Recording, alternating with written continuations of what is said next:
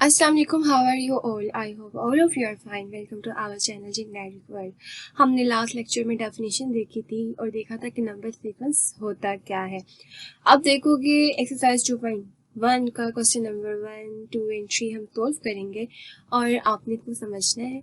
बहुत ईजी है और आसानी से हो जाएगा। लेक्चर 2 है हमारा।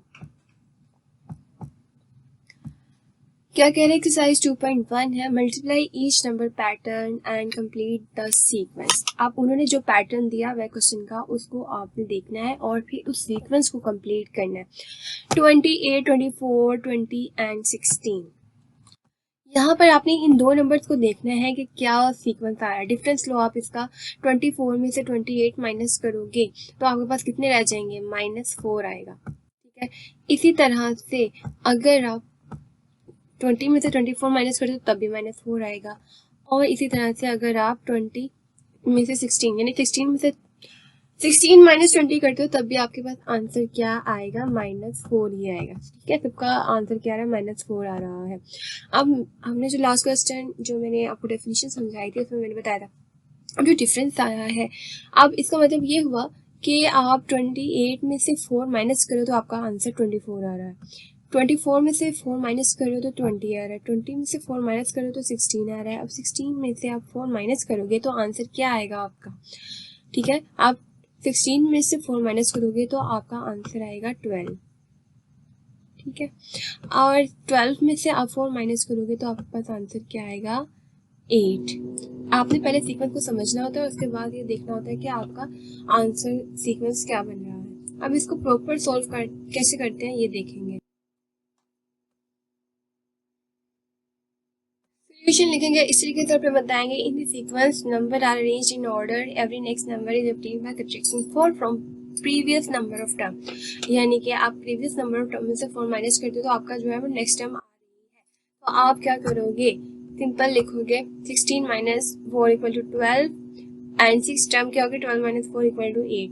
यू जस्ट ये आपको बस समझाने के लिए लिखा है मैंने। ठीक है, आप अगर देखें तो आप डायरेक्ट यहाँ पे सीक्वेंस भी कंप्लीट कर सकते हो। आप ऐसा भी कर सकते हो कि ये क्वेश्चन लिखने के बाद आप इस तरह से इसका सीक्वेंस कंप्लीट कर दो और इस तरह से लिख दो। ठीक है, तब भी वो करेक्ट होगा। नेक्स्ट है आपके पास क्वेश्चन नंबर 2। क्वेश्चन नंबर 2 जो वो आपका होमवर्क में जाएगा। क्वेश्चन नंबर 3 मैं आपको बता रही हूँ। क्वेश्चन नंबर 2 भी इतना डिफिकल्ट नहीं है। 1 एंड 2 का डिफरेंस देखो 1 आता है। 2 एंड 4 का डिफरेंस देखो क्या आ रहा है? 2 आ रहा है। 4 एंड 7 का 7 माइनस 4 करोगे 3 आएगा। यहाँ से हमें ये शो हो रहा है कि 1, 2 एंड 3 जो है वो कॉमनली तौर पर डिफरेंस आता जा रहा है। तो जो नेक्स्ट नंबर होगा उसमें कितने नंबर का डिफरेंस होगा? 4 नंबर का डिफरेंस होगा। तो आप क्या करोगे? 7 में 4 प्लस कर दोगे तो कितना आएगा आपके पास? 7, 8, 9, 10, 11। यहाँ पर आप लिखेंगे 11। यहाँ पे आ जाएगा आपका 11। ठीक है, नेक्स्ट पे फिर 4 का डिफरेंस आएगा। किसका? 5 का डिफरेंस आएगा। आप 5 का डिफरेंस दो, आपके पास क्या आएगा? 16। फिर 16 के बाद आपको कितने का डिफरेंस आ रहा है? 6 का। 16 में 6 प्लस करोगे तो आपके पास 22 आ जाएगा। इस तरह से ये सीक्वेंस हो गया कंप्लीट। अब थर्ड क्वेश्चन है। थर्ड क्वेश्चन में देखिए आप 77 है, 66 है। 66 को हम माइनस करते हैं 77 में, तो आपके पास इसका डिफरेंस क्या आ रहा है? -11। इसी तरह से आप 55 माइनस 66 करेंगे तब भी आपका आंसर क्या आ रहा है? 11। इसी तरह से आप जाहिर सी बात है कि जो फोर्थ टर्म होगी उसका डिफरेंस क्या होगा?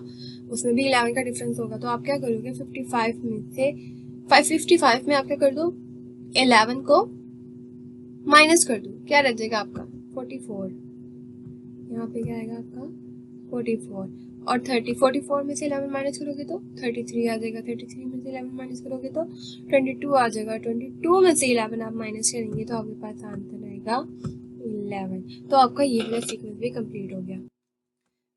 प्रॉपर सॉल्व कैसे करना है? उसी तरीके से जैसे मैंने क्वेश्चन नंबर 1 बताया था। In this sequence number arranged in an order, every next number is obtained by subtracting 11 from previous number of term. यानी कि प्रीवियस नंबर ऑफ टर्म में से 11 को हम माइनस कर रहे हैं तो हमें जो है वो जो हमें नंबर चाहिए वो मिल रहा है।